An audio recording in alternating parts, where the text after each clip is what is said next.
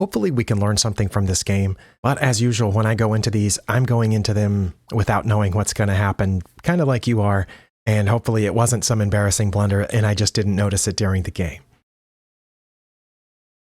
Those are the top two moves, castling or playing king to d2. My opponent did neither. I guess they saw that I was aimed at this pawn.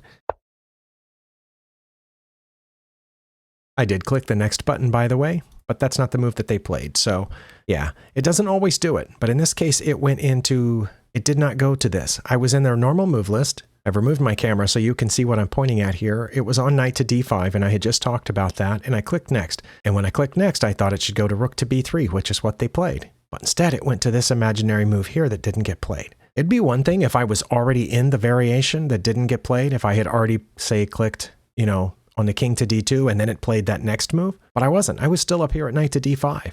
Okay, that's really frustrating, Lichess. Please fix that. If I click next again, will it play rook to b3? Okay, that's what they played. Okay, but that would have just been a pawn trade, so I'm not sure why it gives me an advantage. It did it again. All right. That makes it really hard to focus on learning. Why would you design a site where it would do that? We weren't there. I'm trying to follow through this to see if what I did made any sense.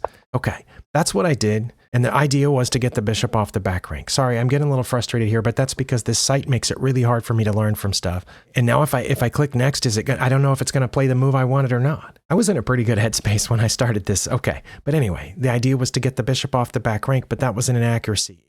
I guess my opponent saw or thought that I was trying to get in here to e4, so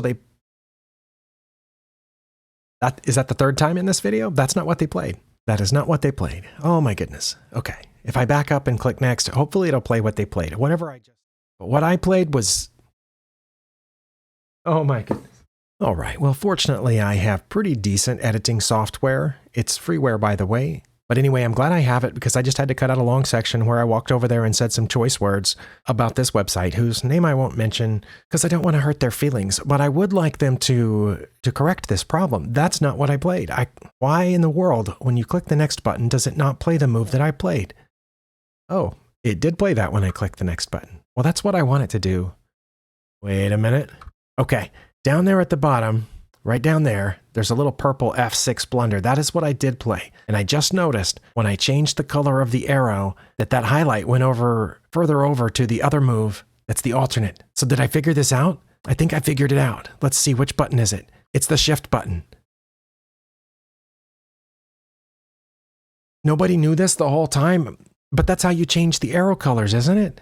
It's the shift button. If you click shift, which I have to click to make some of these arrow colors, like the green color, for example, requires shift and alt together, but it didn't change there. Maybe it's if I hit shift first and then the alt button. No, it's if I hit shift alone, it switches. Okay. All right. We figured it out. Somebody write a letter to Lichess. Do people write letters anymore? Probably not. I don't even think my grandma writes letters anymore, but that's what it is. It's the shift button. It switches from the move that was played to the move that should have been played. Okay, I wish I could get rid of that because I often click shift to help change these arrow colors.